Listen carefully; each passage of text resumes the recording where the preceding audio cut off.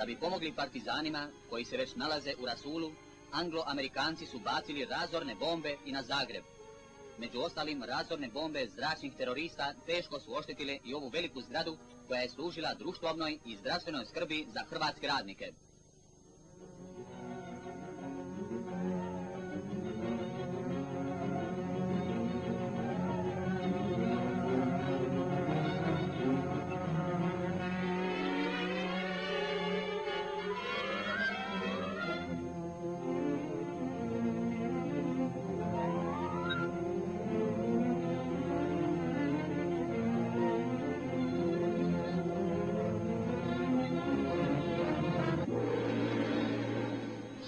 Maršal Tito, koji je više puta objavio da su Split, Šibenik, Zadar i ostali hrvatski gradovi bombardirani na zahtjev partizanskog vodstva, može opet biti zadovoljan.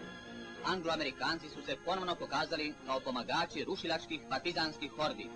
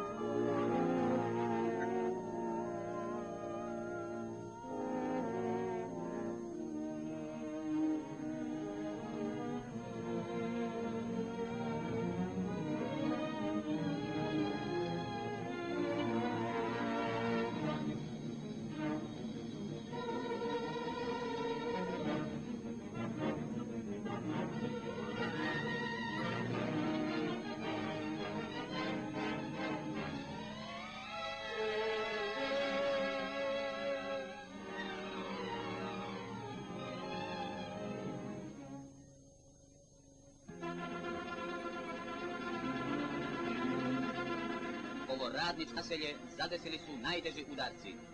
Američki crnci, koje je Roosevelt poslao da oslobađaju Europu, dali su si ovdje punog oduška.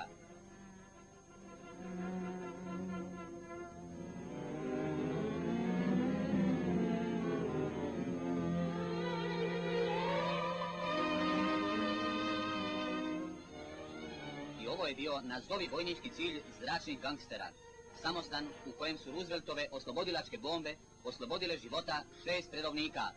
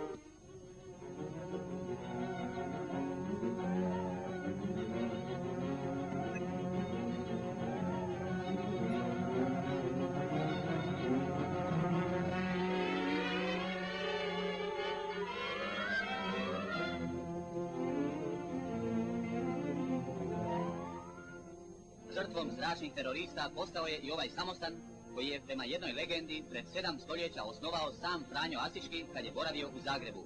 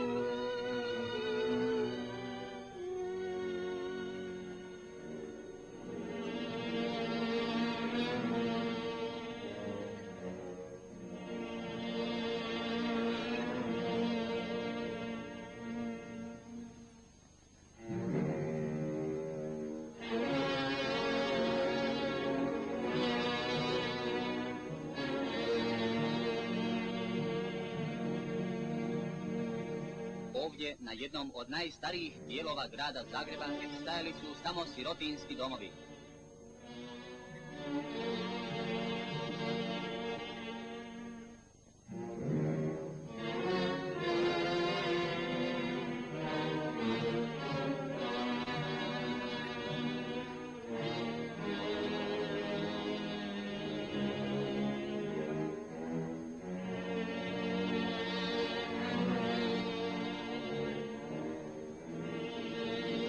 Ova unesrećena mjesta posjetili su neposredno iz nacističkog napadaja poglavnik, članovi Hrvatske državne vlade i dužnosnici ustaškog pokreta.